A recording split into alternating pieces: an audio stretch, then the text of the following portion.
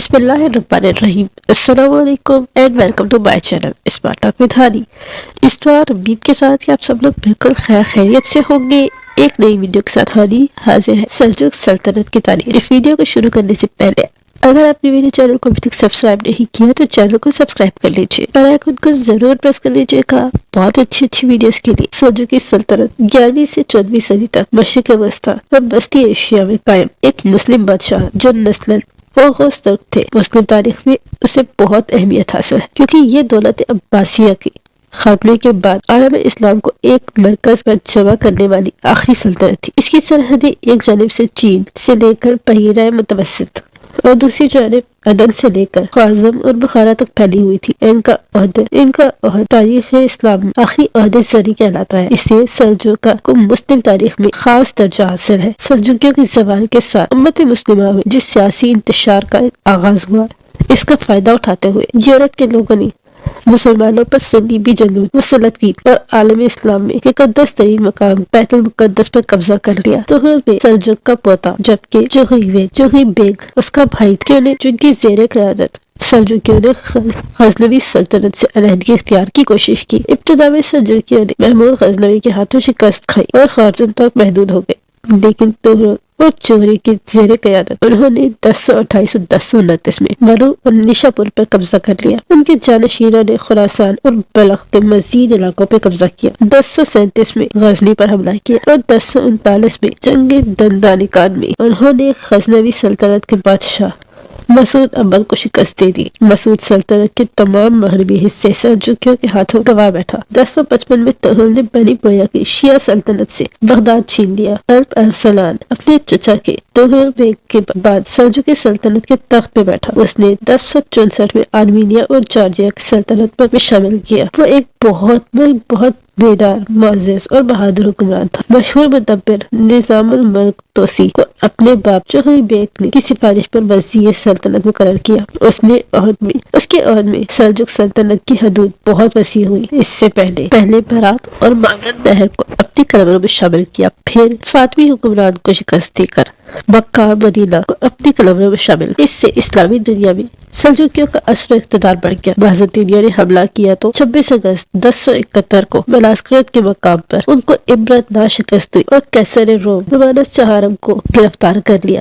قیصر روم نے نہ صرف تاوان جنگ عطا کیا بلکہ خراج دینے پر بھی رضامند ہوا۔ اپنی بیٹی سلطان کے بیٹے کے ساتھ بیاہ دی اور آرمینیا اور جارجیا کے علاقے کو اس کو دے دیے۔ خوارزمی ترکوں کے خلاف ایک مہم میں قیدی بنا کر لائے گئے۔ خوارزمی گورنر یوسف الخوارزمی کی تلوار سے شدید زخمی ہوا اور 4 دن بعد 25 نومبر 1072 کو محض 42 سال کی عمر میں انتقال کر گیا۔ الپ ارسلان کو مرو میں اپنے والد جوغی بیگ کی قبر کے برابر میں دفن کیا گیا۔ الپ ارسلان کے جانشین ملک شاہ اول اور ان کے 2 ایرانی وزیر نظام الملک اور تاج الملک کی زیر قیادت سلجوق سلطنت اپنے عروج پر پہنچ گئی، جس کی مشرقی سرحدیں چین اور مغربی سرحدیں بازنطینی سلطنت سے جا ملتی ہیں۔ ملک شاہ نے دارالحکومت رے سے اصفہان منتقل کیا۔ اس دوران نظام الملک نے بغداد میں جامعہ نظامیہ قائم کی۔ ملک شاہ کے دور میں سلجوقیوں کا سنہرا دور تھا۔ 1087 میں عباسی خلیفہ نے ملک شاہ کو سلطان مشرق و مغرب کا خطاب دیا۔ ملک شاہ کے دور میں ایران میں حسن بن صبا نے زور پکڑا، جس کے فدائین نے کئی معروف شخصیات کو موت کے گھاٹ اتار دیا۔ 1092 میں ملک شاہ اول کی وفات کے بعد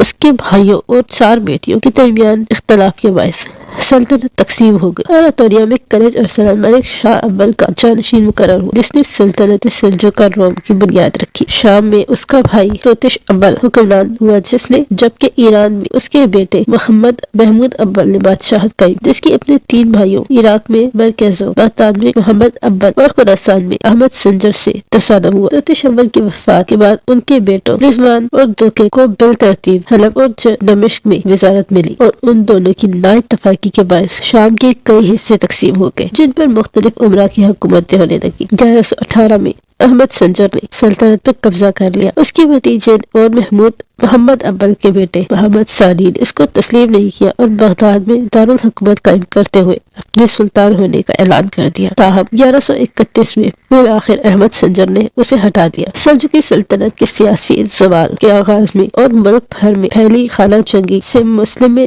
امہ کو ایک پرچم تلے اکٹھا کرنے والی آخری قوت کا خاتمہ ہونے لگا اور اہل یورپ نے اس کا بھرپور فائدہ اٹھایا۔ بیت المقدس کو مسلمانوں سے واپس لینے کی دیرینہ خواہش کو عملی جمع پہنانے کا آغاز ہو گیا۔ اس طرح ان کی صلیبی جنگوں میں کا آغاز ہوا جو کم و بیش 200 سال تک مسلمانوں پر مسلط رہی۔ ان جنگوں کے آغاز پر یورپ سے بیت المقدس کے راستے عیسائیوں کا سب سے اولین ٹکراؤ اناطولیہ سلجوقی مسلمانوں کی حکومت رست سلجوقیہ روم سے ہوا۔ عیسائیوں نے پہلی صلیبی جنگ میں بیت المقدس پر قبضہ کر لیا، جبکہ اس جنگ سے قبل سلجوقی فاطمیوں کے ہاتھوں سے فلسطین گنوا چکے تھے۔ صلیبیوں اور منگولوں کے حملے سے سلجوقیوں کی رہی سہی طاقت بھی ختم ہو کر رہ گئی اور بالآخر 1260 کی دہائی میں منگولوں کی اناطولیہ پر چڑھائی کے ساتھ ہی سلجوق سلطنت کا خاتمہ ہو گیا۔ مزید برآں 1071 میں سلجوقوں نے مغرب سمت میں بازنطینیوں پر فتح حاصل کر کے اپنی سلطنت وسیع کر لی۔ سلجوقی سلاطین کے خطاب، نام اور دور حکومت: اصل نام